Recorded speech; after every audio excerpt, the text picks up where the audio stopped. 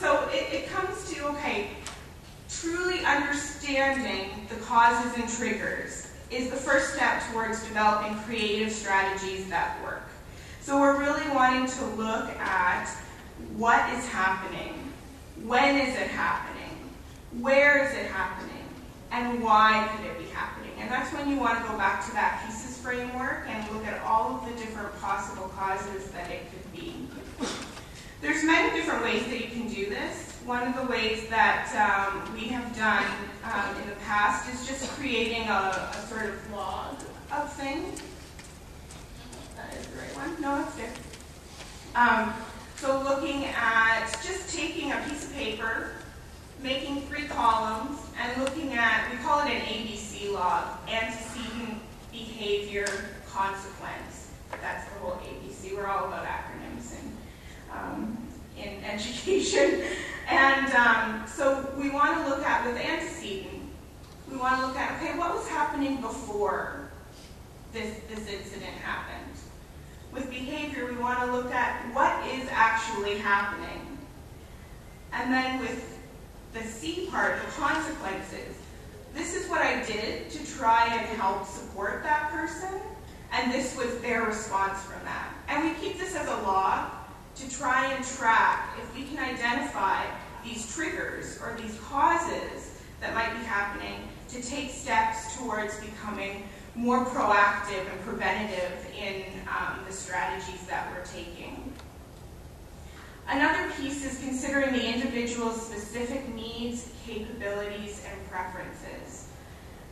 Any strategy that we use, if it's not going to meet the needs of that person, then it's not going to work for them. And I would love to be able to say that all strategies are going to work 100% of the time, but that's just not the reality. But if we don't consider the person at the center of all of this, who is important to them, what is important to them, then what are their needs and preferences, then I don't think that we can take the steps to make those successful concrete strategies. So we're adapting those strategies to the individual person, and that's in response to their personal causes and triggers. So often you will see that strategies tend to take 2 different types of interventions. One is a pharmacological intervention, looking at medications to control the behavior. These are prescribed by doctors, and often we say used as a last resort, because we don't always want our loved ones on medications that they don't necessarily need if we can help support them in the environment that they're living in.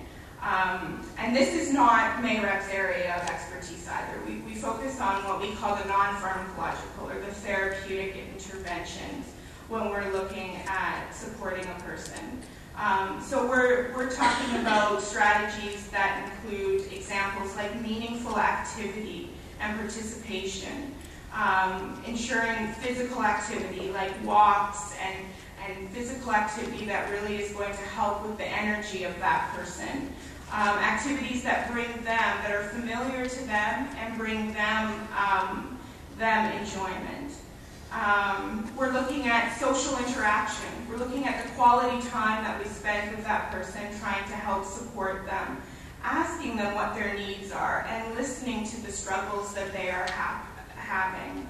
We're looking at environmental interventions, removing noise and distractions to the best of our abilities, and looking at lighting and seating and those kind of interventions that will help support them. So for example, during a meal, where is it the best person to be sitting at? In front of a table of 40 people, or their back turned to that so that they can focus on eating?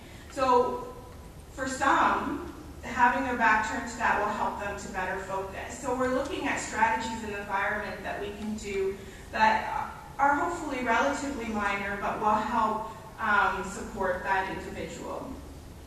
So we sort of organize some more general strategies in 2 different ways. The first one is the preventative and the proactive ways. And the second is, those strategies that you use in the moment when something is happening. And all of this needs to be tailored to the unique needs and support of your loved one. So, an ounce, I don't even know what that quote is, an ounce of prevention is something of cure.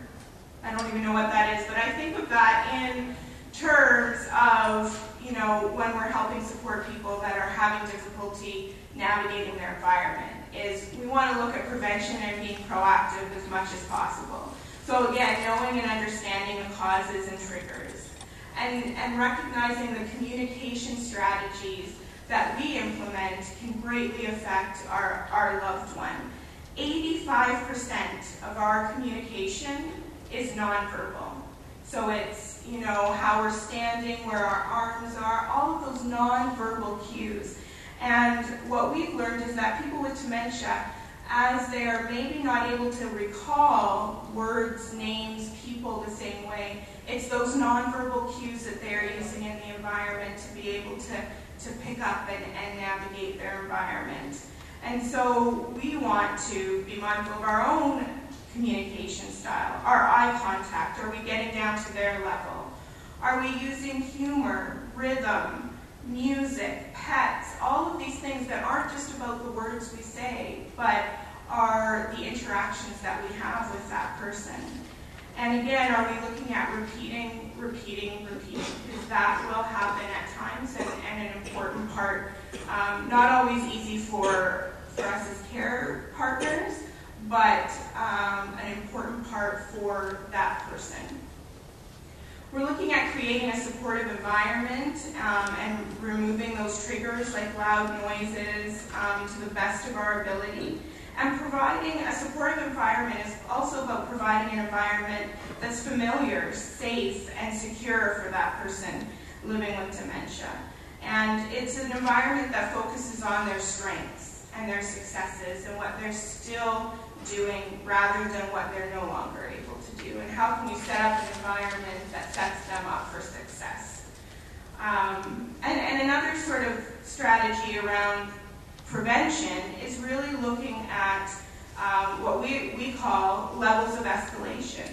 And if you can look at, a behavioral response in 4 different levels and start to recognize that in your loved one, then it becomes an important part to being able to prevent the behavioral situations that you might be encountering. So level 1 is just baseline.